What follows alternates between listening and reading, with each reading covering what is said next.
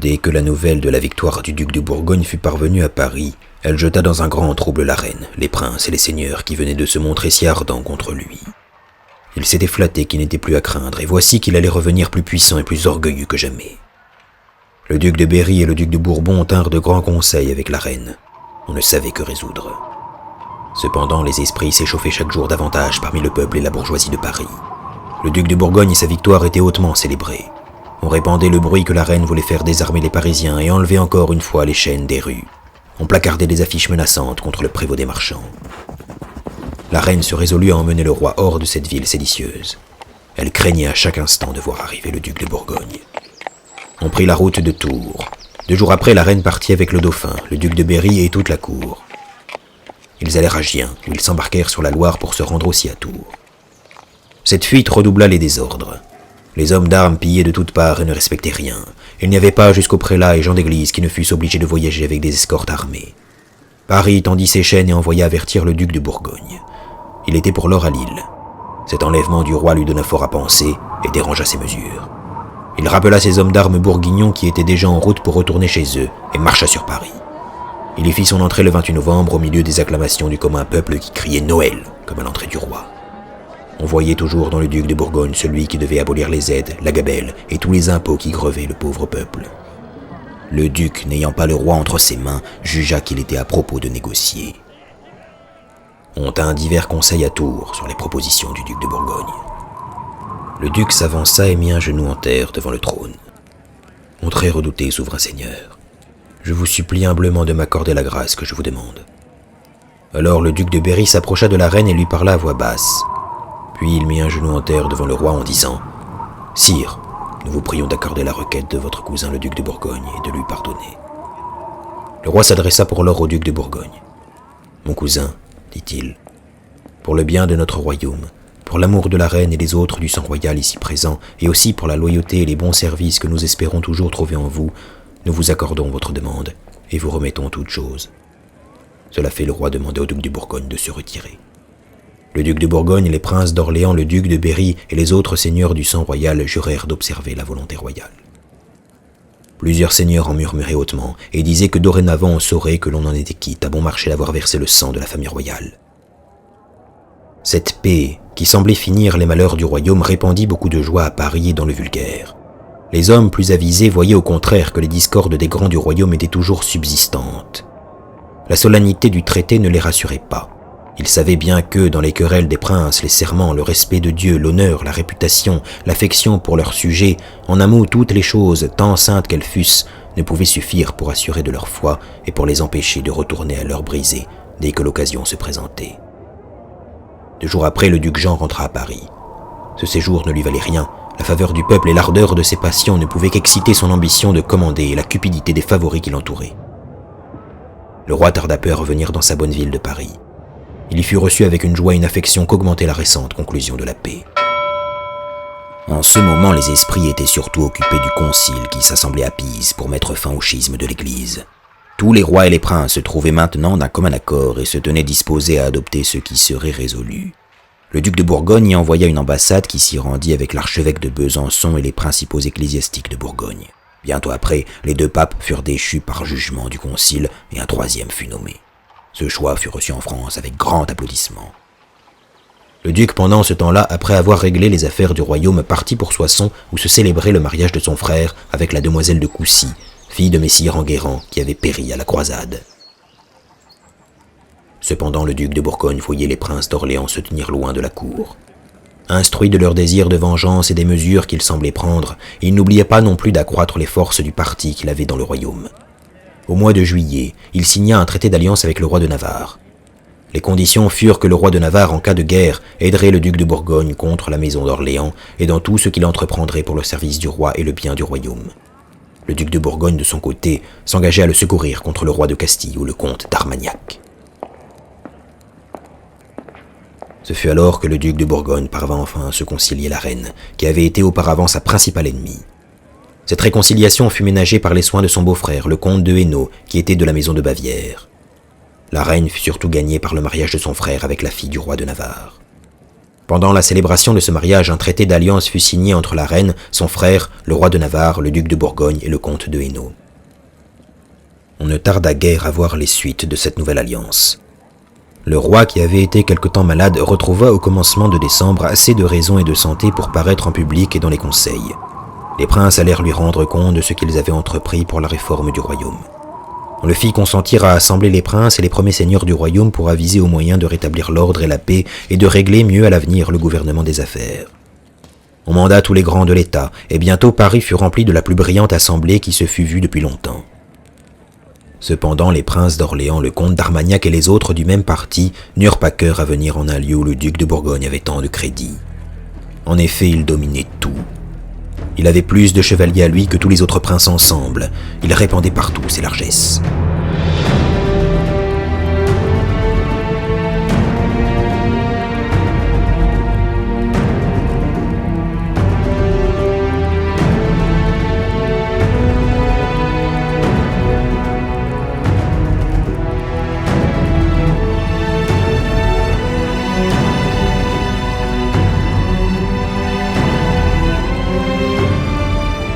La veille de Noël, le roi alla tenir son lit de justice dans la salle du Parlement au milieu de ce noble cortège.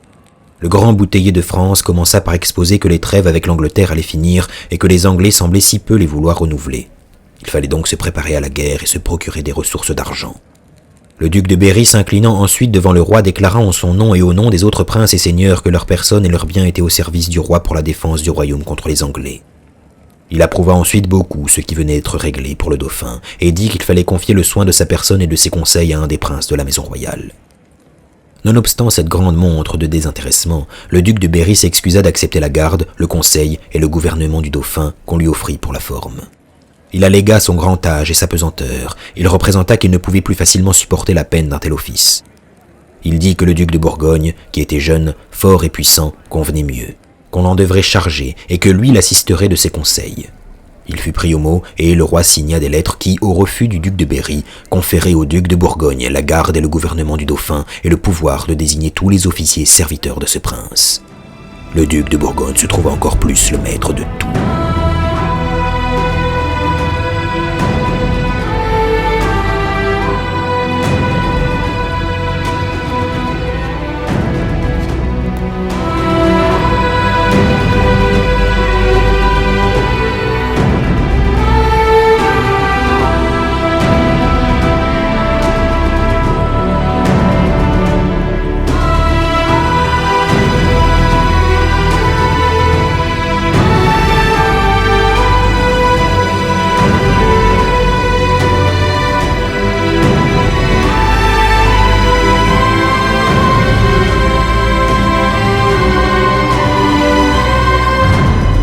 La reine prenait part à tout ce qui se faisait. Le duc de Bourgogne tenait souvent les conseils chez elle à Vincennes. Le duc de Berry et le duc de Bourbon y étaient rarement appelés. Chaque jour, leur mécontentement devenait plus grand. Ils avaient appris les secrètes alliances qu'on avait conclues pour les éloigner des affaires. Bientôt, ils quittèrent Paris et retournèrent dans leur seigneurie. Au même moment, le duc d'Orléans, qui l'année d'auparavant avait perdu sa femme, épousa Bonne d'Armagnac, fille du comte Bernard d'Armagnac et petite-fille du duc de Berry. Par là, le comte d'Armagnac, qui était un seigneur rempli de courage, d'action et d'habileté, devint comme le chef du parti d'Orléans. Là, il fut publiquement question des moyens d'obtenir justice du duc de Bourgogne et de lui retirer le gouvernement de l'État. Rien ne fut encore résolu, mais on se donna un prochain rendez-vous à Gien. Les ducs de Berry et de Bourbon s'y trouvèrent. Ils venaient de quitter Paris subitement, sans prendre congé du roi et sans donner aucun prétexte. Après beaucoup de délibérations, on résolut sur l'avis du duc de Berry de prendre les armes et de marcher vers Paris, mais en protestant toujours d'un grand respect pour le roi. On devait se borner à lui demander juste vengeance pour le meurtre du duc d'Orléans et un meilleur ordre dans le gouvernement du royaume. Un traité fut signé entre les princes et seigneurs. Ils s'engagèrent par serment à agir en bonne union et fraternité envers et contre tous, sauf le roi. Chacun promit de fournir un certain nombre d'hommes d'armes. Le duc de Berry 1000, les princes d'Orléans et le comte d'Armagnac autant. Enfin, avec les troupes de tous les seigneurs du parti, l'armée devait être de plus de 10 000 hommes d'armes. Lorsque ces nouvelles arrivèrent à Paris, elles jetèrent le duc de Bourgogne dans de grands embarras. Il n'était point préparé à soutenir une si forte attaque. Il essaya de négocier et de ramener le duc de Berry à des sentiments plus pacifiques, mais il l'avait trop peu ménagé et avait ainsi précipité ce vieux prince avec les mécontents. Les tentatives qu'il faisait auprès de lui ne retardaient cependant point les préparatifs de guerre. Il rassemblait le plus d'hommes qui lui était possible. Il était plus difficile de se procurer de l'argent. Le duc ne pouvait quitter Paris. La duchesse fut chargée de le suppléer dans le gouvernement de Bourgogne. Dès le mois d'avril, elle réunit autour d'elle au château de Rouvres les conseillers de son mari, Jean de Vergy, maréchal de Bourgogne, Guy de la Trémouille, Jean de Vienne. Les baillis de la comté de Bourgogne furent aussi mandés. Elle leur fit part des grandes dépenses où le duc allait être engagé par la guerre que lui déclaraient les autres princes, de convoquer les états du duché et de la comté de Bourgogne. Quant à la Flandre, rien ne lui fut demandé. Il fallait toujours l'aménager.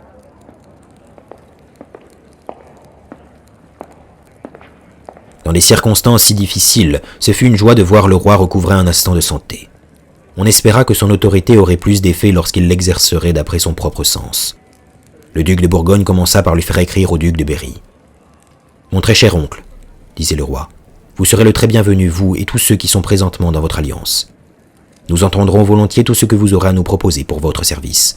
Faites diligence et rendez-vous près de nous pour un si beau dessein, mais renvoyez d'abord vos hommes d'armes, qui ne pourraient servir qu'à la ruine de nos sujets. » Le duc de Berry répondit respectueusement que lui et ses alliés ne désarmeraient point tant que le duc de Bourgogne resterait armé. Les princes continuaient toujours à réunir leurs forces et à concerter toutes leurs actions.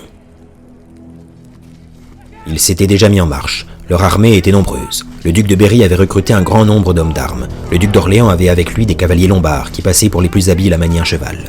Le vieux duc de Bourbon, ce prince aimé et respecté de tous, conduisait les armées du Bourbonnais et du Beaujolais. Mais les plus redoutés de tous, c'étaient les Gascons du comte d'Armagnac. Nul n'était plus pauvre et plus mal vêtu, ni plus rude à saccager les lieux où ils passaient. On disait même que leur maître leur avait promis le pillage de Paris. Aussi leur nom fut-il bientôt célèbre. On disait toujours les Armagnacs en parlant de toute cette armée des partisans des ducs d'Orléans et de Berry. Tous portaient une bande de toile blanche passée sur l'épaule droite. C'était le signe et la couleur des Armagnacs. Comme le chaperon bleu, la croix de Saint-André avec la fleur de lys au milieu était la marque du parti des Bourguignons. Leurs armées étaient plus nombreuses encore que celles de leurs adversaires. Malgré l'avantage du nombre et son audace accoutumée, le duc de Bourgogne ne cherchait qu'à éviter la guerre. D'ailleurs, les peuples, tout en préférant le duc, ne voulaient autre chose qu'être délivrés de ces gendarmes qui dévastaient toute la contrée jusqu'à 20 lieues autour de Paris. Le duc de Bourgogne avait à pourvoir sérieusement à la défense de Paris.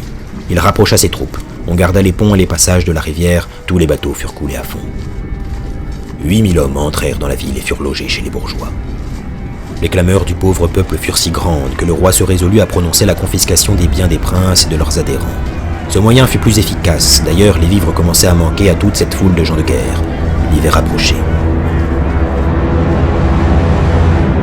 Enfin, le 2 novembre, un traité en 10 articles fut signé à Bicêtre. 5 jours après, une réconciliation plus complète eut lieu entre les ducs de Bourgogne et de Berry. Ce dernier déclara par lettre authentique qu'il désirait nourrir et maintenir bonne et parfaite union avec son neveu et filleul de Bourgogne. Sans donner pour le moment plus de suite à cette réconciliation, chacun s'éloigna de son côté avec ses troupes, tous chargés des malédictions des peuples. Ainsi s'en retourna dans son pays de Flandre le duc de Bourgogne ruiné et sans argent, ayant aussi fort diminué sa renommée. Tous les gens de guerre s'étonnaient qu'avec des forces supérieures, assistés de la présence et de l'autorité du roi, il se fût laissé tromper et eût cédé sans combat. Plusieurs hommes sages et pieux voyaient dans ce refroidissement de son courage l'œuvre de Dieu, qui voulait que, pour punir le meurtre qu'il avait commis, il fût recherché, bravé, chassé, et qu'il souffrit honte et châtiment. 2 mois se passèrent assez tranquillement. Le roi avait appelé dans son conseil des hommes estimés, qui réglaient les affaires à la satisfaction de tous. Mais vers la fin de janvier, le duc de Bourgogne fit remettre des lettres où il se plaignait de ce que le duc de Bourbon continuait à lever des gens de guerre. Il ajoutait que le duc d'Orléans et le comte d'Armagnac avaient dessein d'entrer par violence dans la ville, de faire périr un grand nombre de bourgeois, de ruiner les autres et d'enlever le roi. Ces princes, apprenant qu'ils étaient ainsi accusés, écrivirent au roi pour se justifier, protestant par serment que c'était mensonge et calomnie. Cependant, la voix publique et les informations qui venaient de tous côtés étaient conformes à la plainte du duc de Bourgogne. Le duc de Bourgogne vit bien qu'il faudra avoir recours aux armes. Il rassembla d'abord à tourner les princes de sa famille et de son alliance, leur exposa ce qu'on apprêtait contre lui et eut recours à leur service. Ils les lui promirent. Enfin, il s'avisa d'envoyer son fils Philippe, comte de Charolais, qui était déjà fort aimé de tous ses sujets, faire son entrée dans toutes les villes de Flandre afin que, selon la coutume du pays, ce lui fût une occasion de percevoir le droit de joyeuse entrée. Il fallait pourtant s'opposer à cette guerre qui allait se rallumer. Le roi fit défendre sous peine de confiscation à tout seigneur de prendre les armes sans son ordre. Il envoya les gens les plus notables de son conseil aux ducs de Bourgogne et d'Orléans pour leur commander de laisser les peuples en repos, de cesser toute assemblée de gendarmes et de se rapporter de leurs différends au jugement de la reine et du duc de Berry. La réponse du duc de Bourgogne fut respectueuse et soumise. Il consentait à tout nouveau traité pourvu qu'il ne lui portât pas plus de préjudice que les conditions jurées à Chartres et à Bicêtre. Le duc de Bourgogne était dans une belle position. Il avait la faveur de la ville de Paris, l'approbation des gens sages, la justice était de son côté. C'était lui qui était le sujet fidèle, le vassal obéissant. Le roi lui avait permis par des lettres d'armer pour sa défense. S'il eût voulu modérer son emportement, temporiser et se plaindre doucement, laisser voir tous les torts de ses ennemis, il aurait eu toute la force de la France et aurait conservé la faveur du roi et l'affection des peuples. Mais au lieu de faire traiter les affaires publiques et les siennes par des hommes prudents, courtois et modérés, il lâcha tout de nouveau Pierre des Essarts, personnage bouillant, factieux et propre à mettre toutes choses pêle-mêle. Cet homme était rentré secrètement dans Paris. Par son conseil et ses menées, le comte de Saint-Paul, dès qu'il fut gouverneur, fit expédier des lettres du roi pour ordonner la levée d'une troupe de 500 hommes sous le nom de milice royale. Le soin de la former et la charge de la commander furent, à la grande surprise des hommes sensés, confiés aux principaux bouchers de Paris. C'étaient de grands partisans du duc de Bourgogne. Ils s'étaient montrés fort ardents dans la sédition et cruels, comme leur métier, dans la guerre qui s'était faite l'année d'avant aux portes de la ville. Du reste, ces gens-là avaient grand crédit parmi le peuple. La boucherie de Paris avait été donnée depuis fort longtemps à une vingtaine de familles, mais comme les femmes ni les bâtards n'héritaient point du privilège, le nombre des maîtres bouchers était déjà fort réduit. Ils étaient devenus riches et puissants. La boucherie avait ses officiers, ses règlements, sa justice, et formait un corps considérable dans la ville. Ils s'associèrent à un nommé Caboche, écorcheur de bêtes, à la boucherie de l'Hôtel-Dieu, plus méchant qu'eux encore. Leur troupe se composait de garçons bouchers, de chirurgiens, de pelletiers, de tailleurs et de toutes sortes de mauvais sujets. Ils furent aussitôt les maîtres de Paris. Ils marchaient armés par les rues, commettant 1000 désordres. Dès que quelqu'un leur déplaisait, ils criaient « C'est un Armagnac !» l'assommaient sur l'heure, pillaient sa maison ou le traînaient en prison pour qu'il se rachetât chèrement.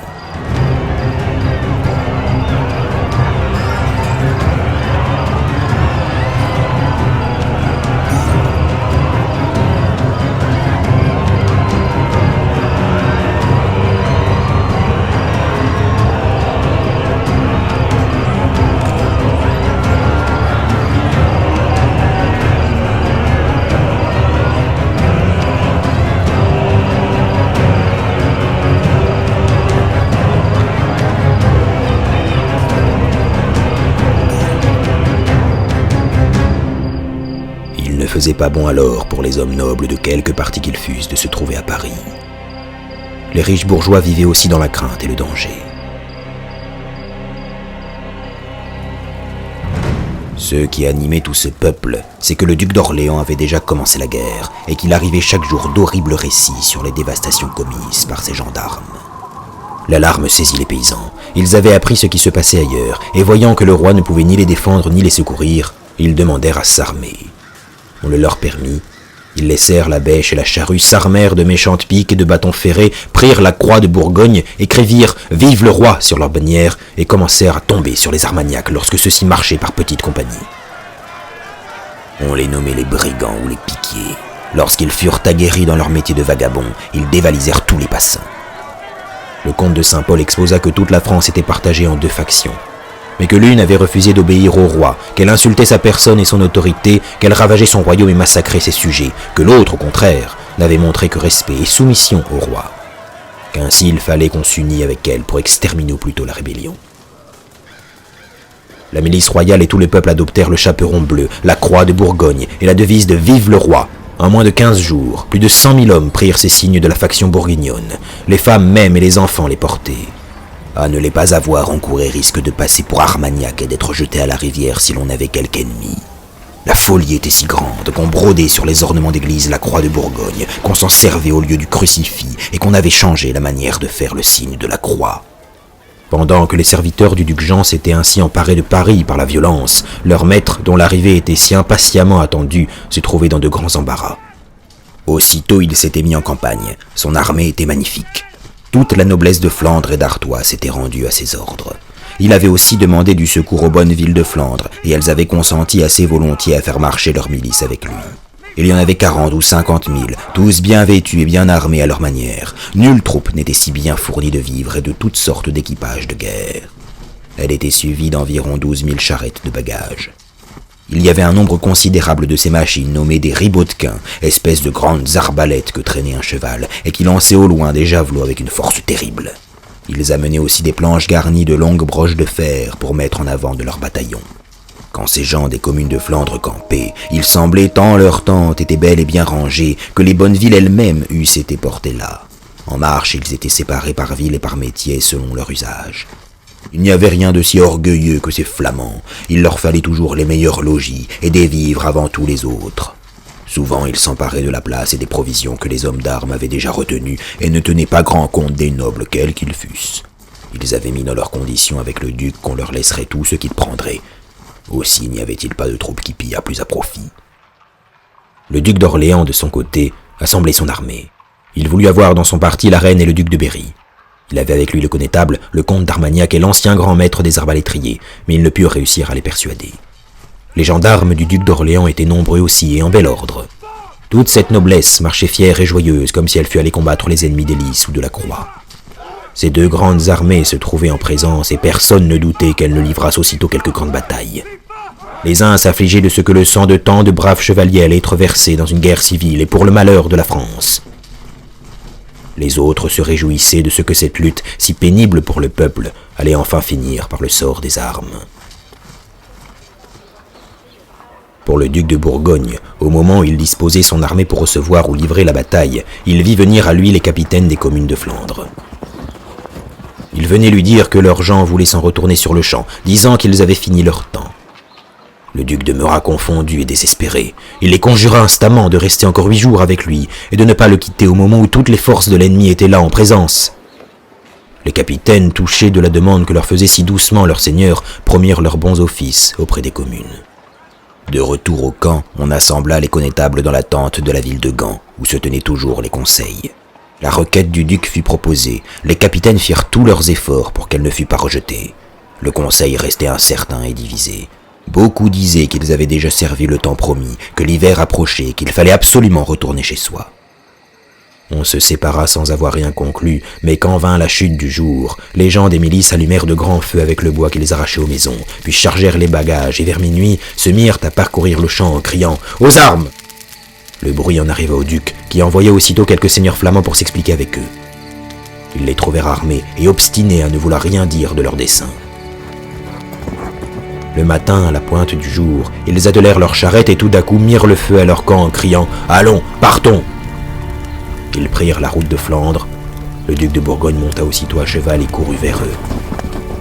Là, ayant ôté son chaperon, il les supplia à main jointe de ne point partir. Il leur demandait encore 4 jours. Il les appelait ses compagnons, ses frères, les plus fidèles amis qu'il y eût au monde. Il leur promettait le plus beau privilège, leur faisant remise de la taille à tout jamais. Rien ne put les émouvoir, rien ne put vaincre leur volonté.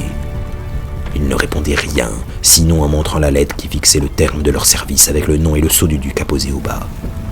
Ils finirent par dire que si conformément aux conditions de cette lettre, il ne les ramenait pas au jour marqué de l'autre côté de la rivière de Somme, il lui rendrait son fils, le comte de Charolais qui était à Gand, coupé par morceaux.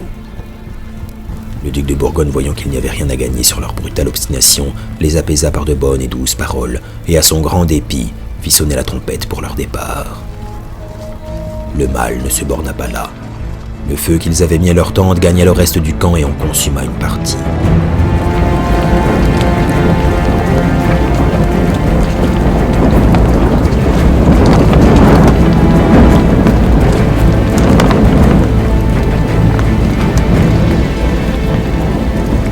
Le lendemain, les ennemis ayant appris cette retraite, envoyèrent quelques coureurs contre l'arrière-garde et s'emparèrent d'une portion des bagages. Malgré tout le mal que lui faisaient les Flamands, il fallait que le duc dissimulât et les traitât avec de grands égards. Ce n'était pas le moment de recommencer les révoltes de Gand. Ceux de Bruges et des villes environnantes en passant devant l'île exigèrent pour continuer leur route qu'on leur remît la grande peau de veau. Ils nommaient ainsi une énorme feuille de vélin où était inscrit le consentement à la gabelle du blé avec les sceaux de 50 villes. Il fallut la leur livrer et la déchirer en 1000 pièces.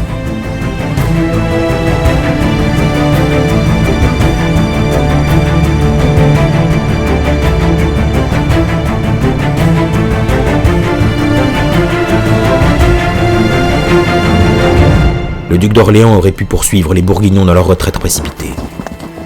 C'était l'avis des plus jeunes d'entre les chefs, mais ceux qui avaient plus d'expérience décidèrent que, Paris étant le but de la guerre, il allait y marcher sur le champ et y entrer. Ils songeaient à aller reprendre leurs hôtels et leurs biens confisqués. Ils voulaient se dédommager en mettant à rançon les riches bourgeois. Ce désir de vengeance, si publiquement annoncé, ne fit qu'exalter le courage des Parisiens. On tint conseil à la ville, et l'on résolut tout d'une voix de mourir plutôt que de perdre les privilèges et les libertés de la ville, plutôt que de la livrer au pillage des Armagnacs. Ainsi Paris se trouvait resserré de plus près, on craignait de manquer bientôt de vivres. Plus le siège se prolongeait et plus les Armagnacs éprouvaient de résistance, plus leur rage s'accroissait. Le récit de leur cruauté sur les habitants de la campagne ne saurait s'imaginer. Les vieillards qui, sous les règnes précédents, avaient vu tant d'horribles guerres civiles et étrangères, ne se souvenaient de rien de pareil. Les paysans, animés par la terreur, le désespoir et la vengeance, saisissaient le moment favorable, sortaient des bois où ils s'étaient réfugiés et massacraient, avec non moins de férocité, tous ceux qui leur tombaient sous la main. Les églises n'étaient pas respectées. Non seulement les Armagnacs les pillaient, mais il y avait sorte de profanation auxquelles ils ne se livrassent. Ils foulaient aux pieds les reliques pour emporter l'argent des chasses. Ils arrachaient les saintes hosties des ciboires ou des ostensoirs et les jetaient en la fange. En vain, les chefs en gémissaient et voyaient quel tort de tels excès faisait leur cause. Ils ne pouvaient rien empêcher. Le temps pressait. La ville était chaque jour serrée de plus près. Il était instant que le duc de Bourgogne arriva pour la délivrer. De son côté, il n'avait rien oublié pour réparer le tort que venaient de lui faire les communes de Flandre et pour avoir une armée suffisante. Il en avait un moyen assuré. Le roi d'Angleterre, voyant la France si malheureuse et si divisée, avait jugé qu'il pourrait en tirer grand avantage en s'alliant à l'un des partis. Il lui semblait que c'était surtout avec le duc de Bourgogne qu'il convenait de traiter. Cependant, rien n'était encore arrêté, aucune condition n'avait été réglée. Lorsque le duc Jean s'était mis en marche avec son armée, il avait déjà avec lui 300 Anglais environ de la garnison de Calais. Maintenant, la retraite des Flamands rendait le secours des Anglais encore plus nécessaire. Le roi d'Angleterre venait d'envoyer au duc une ambassade solennelle. Il la reçut à Arras avec un grand accueil et combla les envoyés de présents. Ce fut une occasion pour le duc d'Orléans et son parti de répandre, plus encore qu'auparavant, 1000 bruits injurieux au duc de Bourgogne touchant cette alliance avec l'Angleterre. Le duc avait précipité sa marche afin de sauver Paris et il avait encore peu de force avec lui. Le comte d'Armagnac proposa d'aller aussitôt l'attaquer avant que son armée entière eût pu le rejoindre. Ce conseil semblait aussi sage que hardi, mais les plus anciens chevaliers furent d'avis contraire. « Pourquoi diviser ainsi nos troupes ?» disait-il. « Il faudrait ou lever le siège de Paris ou n'envoyer que trop peu de monde. D'ailleurs, si les Bourguignons et les Anglais entrent à Paris, ils ne feront qu'y accroître le désordre et hâter la famine. » Le duc de Bourgogne passa quelques jours attendant que ses troupes l'eussent rejoint. Pendant cet intervalle, un homme inconnu demanda un jour à lui parler. Son apparence lui donna quelques soupçons, et il eut soin de placer toujours un banc devant lui.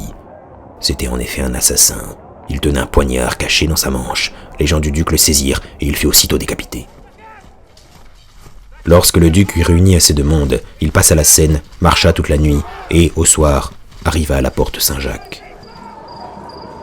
Toute la ville s'était portée au-devant lui avec des transports de joie. Le conseil du roi, tous les seigneurs de la cour vinrent à sa rencontre. La milice royale des bouchers sous le commandement du prévôt de Paris, le corps des marchands à la suite du comte de Nevers, s'était avancé jusqu'à 1 lieue à sa rencontre. Les rues furent illuminées, le peuple criait « Noël !» Dès lors, le duc d'Orléans vit que tout espoir de prendre Paris était perdu. Le trouble se mit dans son parti et l'on commença à taxer de trahison les chevaliers qui avaient donné des conseils contraires au projet du comte d'Armagnac. Il fallait maintenant songer à se défendre. Maintenant, les Parisiens, encouragés par la présence du duc de Bourgogne, se livrèrent de plus en plus à leur haine contre les Armagnacs. Ils avaient fait tant de mal tout autour de la ville, ils s'étaient montrés si présomptueux et insolents qu'on ne saurait imaginer l'horreur qu'ils inspiraient à tout le peuple. L'excommunication prononcée contre eux et que chaque dimanche on lisait dans toute la France au prône de la messe paroissiale en éteignant les cierges et sonnant les cloches, les profanations dont ils s'étaient rendus coupables et qui semblaient devoir appeler sur eux la colère céleste, contribuaient beaucoup à entretenir cette aversion furieuse. Elle était générale. Il n'y avait pas une des villes du royaume qui ne les abhorra, comme s'ils eussent comploté la ruine et l'incendie de chacune. Les gens de bon sens s'étonnaient d'une telle opinion, car elle ne pouvait être attribuée uniquement à l'amour pour le roi ni à la préférence qu'on accordait aux Bourguignons, puisque cela aussi était très funeste. Le duc de Bourgogne était vivement pressé de chasser enfin les Armagnacs. Il sortit dans la nuit par la porte Saint-Jacques avec 1600 hommes environ, choisis dans la milice de Paris avec les Anglais et ses propres hommes d'armes. Il avait avec lui les plus grands seigneurs et les meilleurs chevaliers de France, de Bourgogne et de Flandre. Le maréchal Boucicaut, le sire de Vergy, maréchal de Bourgogne, le sire de Hélie qui venait d'être fait maréchal de Guyenne, Renier-Pau, gouverneur du Dauphiné. Enfin, il marchait avec 10 000 hommes de toute arme, tous en disposition de bien faire. Il arriva de grand matin devant Saint-Cloud, que les Armagnacs avaient fortifié, au point de le croire imprenable. L'attaque commença avec une vivacité extraordinaire. En peu de temps, les Parisiens firent une brèche et entrèrent dans la ville. On combattit dans les rues. Le duc d'Orléans, sur la nouvelle de cette attaque, quitta Saint-Denis et vint avec ses gens, mais la rivière était entre eux. Le duc d'Orléans fut donc seulement témoin de la destruction de sa garnison, qui fut toute massacrée, prise ou noyée, en cherchant à aller le rejoindre.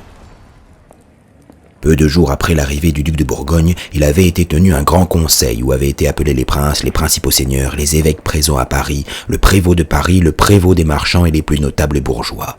Là avaient été expédiées au nom du roi des lettres où, après avoir rappelé la désobéissance et la révolte des princes et les maux horribles qu'ils faisaient dans le royaume, après avoir rapporté que sur son mandement express, le duc de Bourgogne était venu les combattre avec ses gendarmes et de trait, le roi, considérant la grandeur et la difficulté de l'entreprise, les dangers qui pourraient suivre des lenteurs et des délais, la célérité et la vigueur nécessaires en pareille occurrence, se confiant à la prud'homie, la loyauté, la diligence, au grand sens, à la force et à la vaillance de son cousin le duc de Bourgogne, sachant le courage qu'il mettait à cette besogne. D'autre part, le roi, voyant qu'il n'y pouvait vaquer lui-même personnellement, commit, ordonna et députa le dit cousin pour aviser, conduire et mettre à bonne et prompte fin et conclusion par la grâce de notre Seigneur cette affaire, de telle sorte que l'honneur et la force en demeurassent à la couronne. En conséquence, le duc avait reçu tout pouvoir de commander à tous les officiers quelconques, à tous les gens du conseil, ce qu'il trouverait bon, expédient et profitable. Il était enjoint à tous de lui obéir, aussi bien qu'au roi et au dauphin. Revêtu ainsi de toute l'autorité, le duc commença à poursuivre ses ennemis à outrance. Son armée fut divisée en plusieurs corps séparés pour aller exécuter les confiscations prononcées contre les princes et les seigneurs du parti d'Orléans. On apprenait que de tous côtés les troupes envoyées contre les Armagnacs obtenaient des succès. Les villes ouvertes se rendaient, les forteresses succombaient après plus ou moins de résistance. Le duc de Bourgogne était dur et cruel. Ses partisans étaient poussés d'un esprit de fureur. Aucun espoir de traité ne les arrêtait. Les prisons de Paris étaient pleines de malheureux Armagnacs qu'on y laissait mourir de froid, de faim, de maladie. On leur refusait les derniers sacrements. Même après leur mort, on les traitait comme excommuniés. Leurs corps étaient jetés tout nus dans les fossés de la ville et dans le marché aux pourceaux où ils servaient de pâture aux animaux. Vers le milieu de janvier, le roi revint à la raison. Il fallait lui raconter tout ce qui s'était passé de grand et de malheureux dans son royaume pendant le long accès de maladie qui venait de l'affliger. Il était entouré de telle sorte qu'il dut trouver bon tout ce qui avait été fait. Son retour à la santé n'était qu'un nouveau moyen de pouvoir entre les mains du duc de Bourgogne. On se hâta de revêtir de son nom plusieurs actes importants. Personne dans ses conseils ni dans le Parlement n'eut le courage de s'opposer à une influence qui portait tout à l'extrême et entretenait les désordres du royaume au lieu de les apaiser.